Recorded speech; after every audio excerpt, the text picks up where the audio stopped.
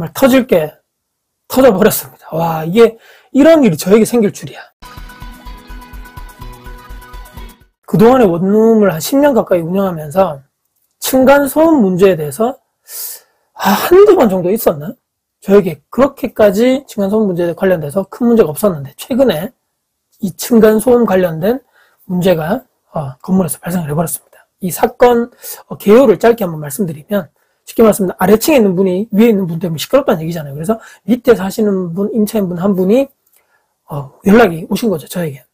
지금 땡땡호 위에서 지금 약간 시끄러운데 이게 지금 일반적인 소음이 아니고, 특히나 언제 제일 시끄럽냐고 이렇게 들어봤더니 밤 10시에서 11시, 밤에 사람들이 다 자야 되는데 그 시간, 그 다음에 6시, 5시, 새벽이죠.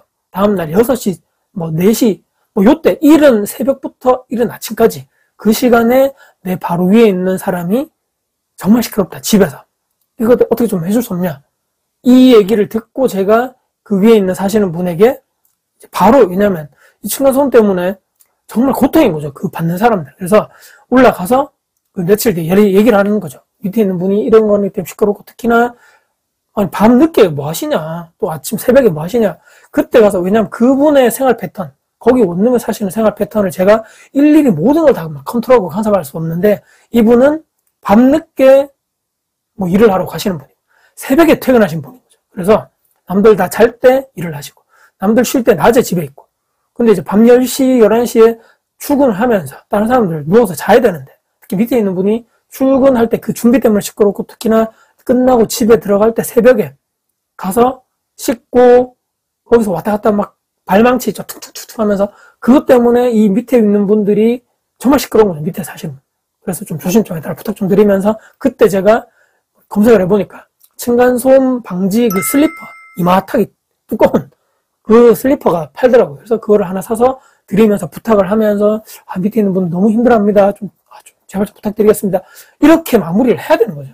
왜냐면 요즘에 얼마나 험합니까? 올라가서 막 서로 막 멱살 잡고 이렇게 막 몸싸움도 하고, 심지어는 엄청난 그런 사건 사고가 일어나는데, 그것을 미연에 방지하기 위한 건물주나 임대인들이 그 역할을 해줘야 되는 거죠. 그걸 하고 난 뒤에 한 일주일, 10일 정도 지나서 저는 또 제 나름대로 일상생활을 하다 보니까 또 잊어버리고 있다가, 근데 또 어느 한날에 밑에 있는 분이 또 문자가 왔습니다. 사장님, 그 이후로 하루 이틀 정도 괜찮아지다가 또 똑같이 돌아왔는데, 너무 심각합니다. 제가 지금 어느 정도 심각하냐면, 이거 진짜 도저히 더 이상 여기서 못 지낼 정도까지, 제가 진짜 이거 방을 내놓고 중간에 그러니까 나가겠다는 식으로까지 얘기를 하시길래, 이거 도대체 얼마나 심각하길래 이분이 이 정도인가. 처음에는 사람이 이렇게 생각할 수 있거든요. 이 사람 좀 민감하네, 사람이. 왜 그래? 좀 층간소음도 이렇게 생활소음 같은 거 익숙해지, 이렇게 이해해주고 그렇게 하면 되지. 하나하나까지 그렇게 생각하실 분이 계실지 모르겠는데, 그게 아닌 거죠.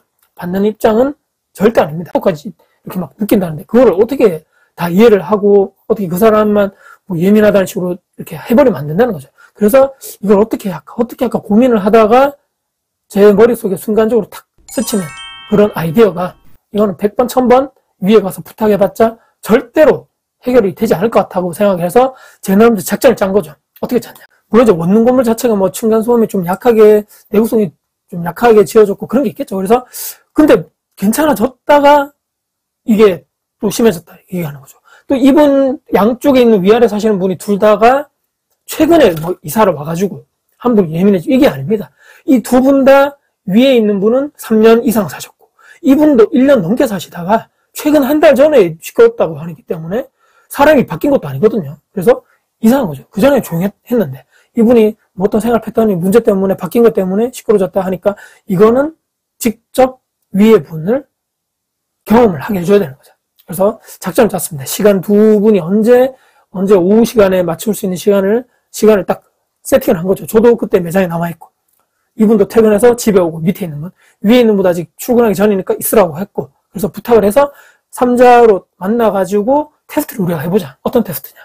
위에서 실질적으로 그냥 내가 의식하지 않고 원래 걷던 대로 걸어보고, 또 한 번 그냥 일부러 의식적으로 그냥 발망치 소리를 탁탁탁 내면서 한번 걸어보자. 그거를 위아래 왔다 갔다 하면서 이분도 밑에 있고 들어보자는 거죠. 그래서 처음에는 제가 밑에 있고, 저와 원래 밑에 사시는 분이 있고, 위에는 그분하고 제 와이프가 올라가 있고, 그러니까 둘둘씩 이렇게 쪼개져서 원래 저와 그 밑에 있는 임차인 분은 소리를 들어보는 거죠. 이분이 제가 이제 전화를 하는 거죠. 와이프한테 전화해서, 자, 지금 이제 두 분 거기서 방에서 한번 걸어보자고.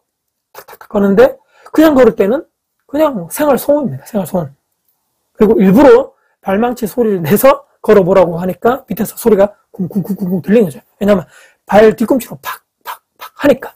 그래서 그 소리가 하니까 밑에서, 아, 사장님 이 소리 맞습니다. 저도 들으니까 심한 거죠, 소리가. 근데 이 소리를 여기서 끝나면 안 되죠. 자, 이거는 우리 이제 이렇게 우리가 테스트를 해봐, 이 정도 소리 들린다는 건 나도 이제 처음 들어봤으니까, 저도 건물주라서 제가 거기 살지 않으니까 저도 층간소음 처음 들어봤죠. 그래서 자, 들어봤고 강도를 제가 들어본 거죠. 자, 요 상황에서 바꾼 거죠. 이렇게 바꾸고 와이프와 그분이 내려가고 우리 둘이 올라가서 전화 똑같이 하면서 일반적으로 한번 걸어볼 테니까 들어봐라. 탁탁탁 걷고 들어보는 거죠. 어때? 소리 어때?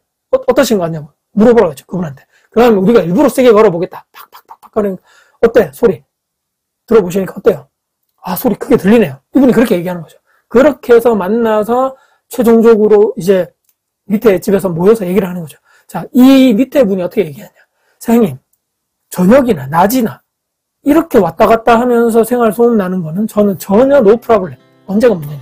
자려고 하는 그때 잠들려고 할 때 10시 넘어서.